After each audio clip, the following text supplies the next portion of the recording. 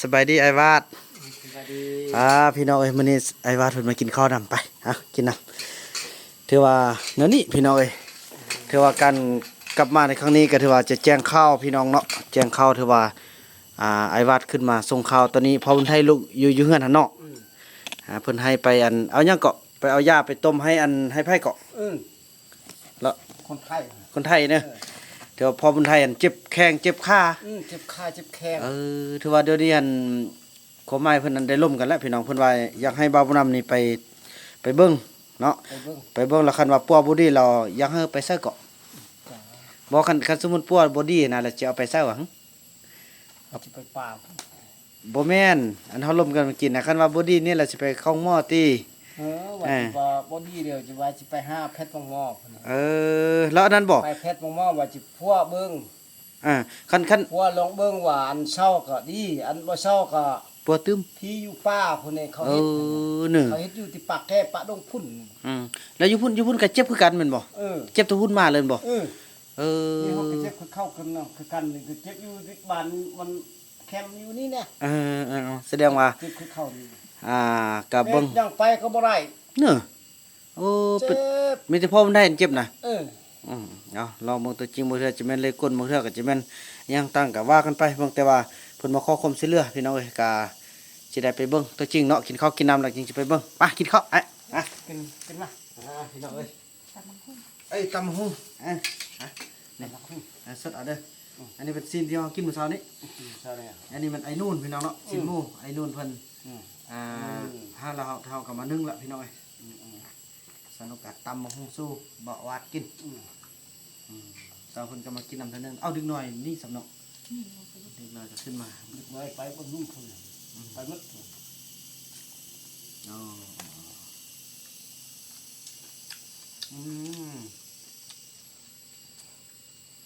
ครับตำหูมันแซ่บเลยแค่กับมันยองในกองเลยแซ่บไปดิน้องใส่กะปินะ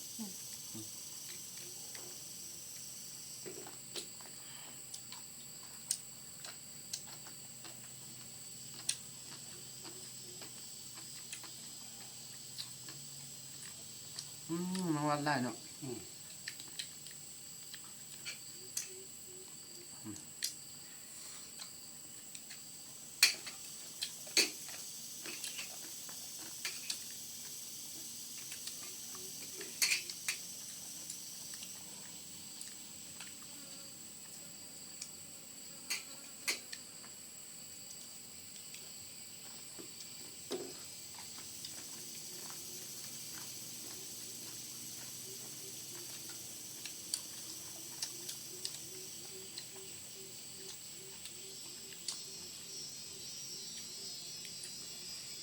ทีนี้กินอะไรก่อนกินบ่ได้แห้งแข็งแข็งหน้าสำนี่ไอ้วัดเท้าเรามึงงอกเต็มเลยผมข้าวออกแล้วเนาะไอ้วัดเนาะอายุนี่48 ปีแล้วน้อง40-50แม่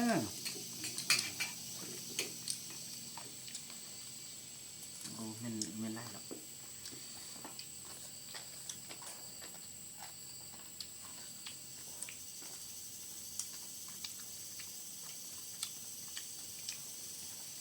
ยายมี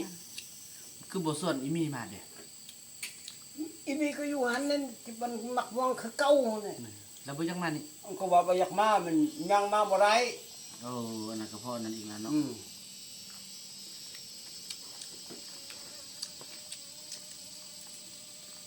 เถื่อมื้ออื่นสิได้เข้าไปหาเราได้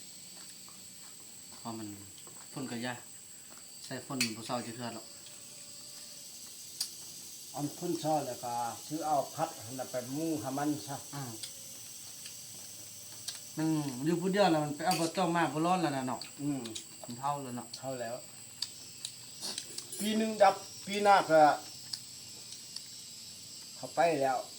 ถือบักจันนั่นน่ะเท่าแล้วเนาะมันเท่าแล้ว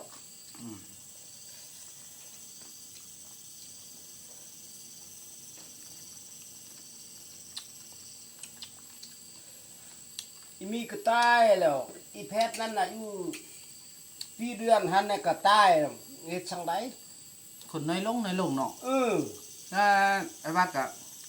อันเฮานี่อยู่ที่ปี7ปี9ปีปลายหันนี่อันเฮาตายป้าเฮ็ดจังได๋ โอ้ขึ้นฮอดโอ้ เออ ว่าแต่นึกขึ้นฮอดละไอ้ว่าก็ อันเฮาตายแล้วเฮามาเอาเจ้ากับเมียเจ้าออกไปนำ โอ้ ไปนำค่อยนี่ ไปนำกู ไปนำค่อยไปคนเดียวมันยาน วายบ่ตัวเองเฮาแล้วตัวเองไปก่อน เขาไปก้อนแล้วเฮามาแล้วเอามาเอาลำลังไปลำลังก้นขี้เฮา โอ้คันไปนำกันผู้ใดสิมาเบิ่งอีหลีเบิ่งจุเด็กน้อยเฮ้ยอีเต้าเขาเงียนบ่เฮาเบิ่งโอ้บ่จะ จุนั่นก็เบิ่งคันนั้น น่ะ เจ้า บ่ ก็นำไปให้จันเอา พอดีอีจันไปท่าแล้วเด้อไปท่าอีจันเด้อ บ่ บ่ย่านเลยอีจันท่าหุ่นเด้อโอ้ยไอ้บ้านได้ซอกบ่ได้บ่เว้า คันหน้าบัดเฮาไปเฮาฮักเจ้าเด้ น่ะ เฮาฮักตลอดเจ้านี่ น่ะ เฮาฮักคือเจ้าเด้ ฮักคือการเข้าใจเด้อ เข้าใจ ฮักกะยาฮักแต่ว่าเรื่องแฟนกะคนละเทื่อเอาเนาะ แต่มันเท่ามันจ้อยมันซ้ำคืออีมี่กันโอ้จังไปอะไรคือกันอยู่ดนๆก้อนอยู่นำกันดนๆเด้อ อยู่โดนๆนี่ก็เฮาก็เท่าจ้อยนี่เฮาก็ปัดตาย มันมาต้านแล้วก็มาบอกกันเอาเนาะ มาบอกกัน จะได้เมียนได้ยั่งอันนั้นอนาคตยาวนานยังเฮิงเนาะยังเฮิงอันนั้นน่ะ หลายปี หลายปีอยู่เนาะ หลายปีก็ไปแหละนี่ก็ไปเรือ เท่าแล้วก็ไปมันสกุลบ่มีเฮาสิบ่ไปไกลแต่ว่าต้องเท่าก็ เข้ากันทุกเท้า เท่าจนไปบ่มีแห้งก่อน มันไม่แห้งกะไปฝั่งนั้นแหละคือบักแจนเนี่ยจะล่ำปีกัน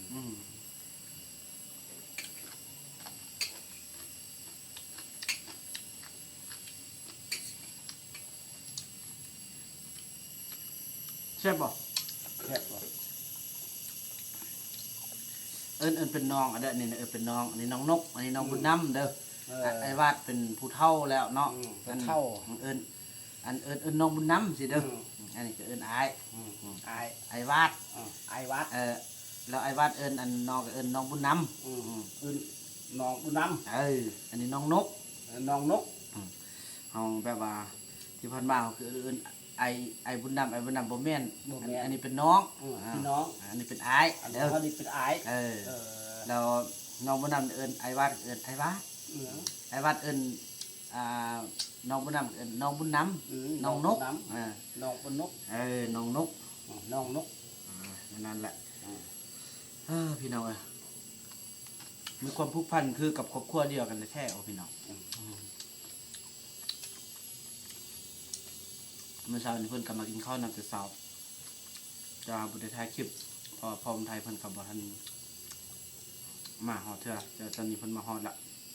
อาจจะได้ลงไปเบิ่งสิต้มยาพื้นเมืองเขาพาเฮากินก้อนพี่น้องเนาะหากินแล้วคันเอาอาการบ่ดีบ่แกนบ่เศร้าก็สิแม่นพากันเอาไปห้องหมอแหละพี่น้องเอ้ยเนาะเพิ่นว่าคือว่าแหละคนเฮามันก็สิมีจังซี่แหละบ่เบิ่งกันยามเจ็บยามปวดก็สิเบิ่งกันยามใดครับกินยาแล้วบ่ดีแล้วก็จำเป็นเอาไปห้องหมอพี่น้องเนาะไปห้องหมอไปปิ้นไปปัวกันนั่นแหละเฮ็ดได้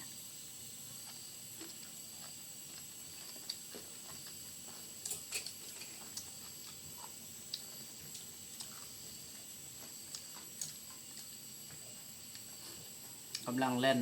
บัดทุกอย่างให้พี่น้องกำลังเล่นบัดทุกอย่างให้ก็เลยมันบ่ทันได้ปานนี้เสนอมาสกุลเพื่อให้ได้ผู้รับบัตรเวลาจะเป็นจังซี่แหละพี่น้องเนาะทำมันได้ปัวมีสวัสดิการปัวนี่แหละบางคนนะห้าว่าเบานำห้ากินยังตามคุณป้าแต่ลักๆแล้วก็คือว่าแล้วเขาก็จังซี่แหละมาเนี่ยก็มาเอาเข้ามาเอาปลาจะเป็นกับมาฮอดให้เฮาคือเบานำแล่นบัดแล่นใบเนี่ยนะ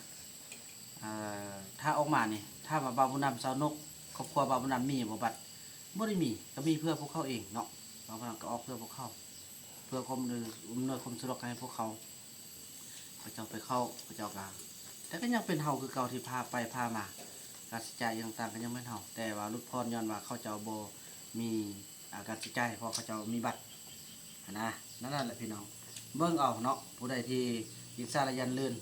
ว่าบ่าวนำเฮ็ดเพื่อผลประโยชน์ส่วนตัวครอบครัวเองนะ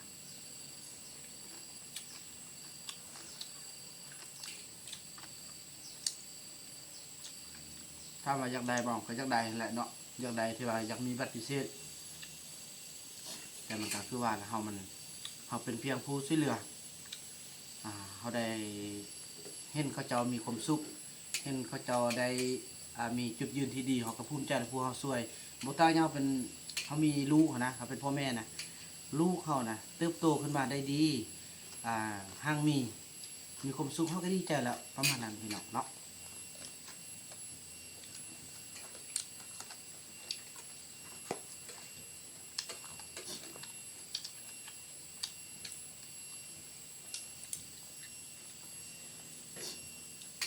โอ้แซ่บเนาะ แซ่บ เนี่ยไอ้วาดว่าจะกินยังก่อนเมื่อกี้นะ กินเนื้อนอ กินนอแล้วก็ นอ กิน ไม่เหี้ยคนเอาไม่ล้ำพัน แล้วเอาไปซื้อยังก่อนซื้อ เกี่ยวเรื่อง อ๋อ กับอันคนไทย บอกไอ้วาดว่าให้ไปซื้อปลาดุกมาจากโลกอ่ะ 2 โล 2 โล 2 โล 5 โล 2 โล 5 โล ถึงเนาะ 7 โล 8 โลเขา เอาจาก2 โลก็ได้เนาะ เอา2 โลเขาได้ 1 โลเป็นลูกเก่าสิเล็ก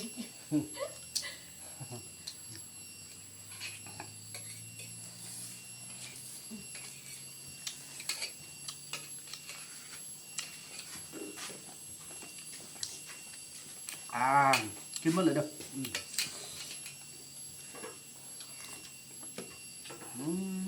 แซ่บจริงกินอิ่มเด้อกินมันหมดเลยเด้อใช่ได้ละ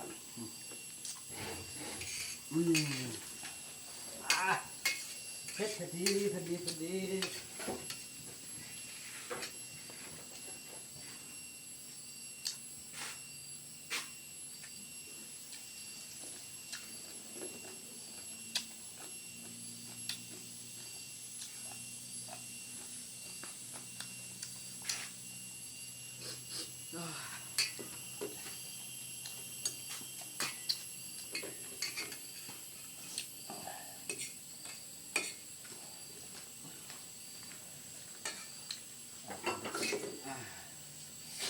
กินหมดเลยไอ้บาดเอ้ยโอ้แซ่บเนาะมื้อนี้เนาะโอ้แซ่บเลยนกตำให้กินให้น้อยแซ่บหลายกินตำสมฮงน้ำหมูปานก็กินนั่น2 คาบแล้วก็มันน่ะไอ้วาดเพิ่นก็มากินน้ำมื้อเช้านี่ครับ1ก็บ่หมดเทื่อพี่น้องของไอ้นุ่นซื้ออันของไอ้นุ่นเอามาให้เนาะมีคลิปหนึงมีอันคลิป EP ที่แล้วนะที่ว่าเฮาไปส่งค่ายอันนั่นนะสะคานคำว่าสะคานพี่น้องเนาะเดี๋ยวบ่าวมันนำจะเราอยู่ในคลิปนี้เลยว่าสะคานคือหยังเนาะ FC หลายท่านเพิ่นได้ถามแล้วก็มีคอมเมนต์หนึงที่ว่า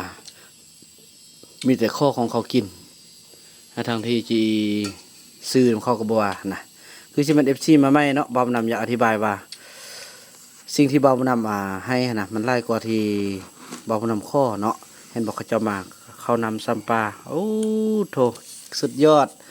อย่างต่างๆคือว่าบ่าวมันนำเป็นคนที่ซื้ออย่างต่างให้เวลาเขาเจ้ากลับเนาะ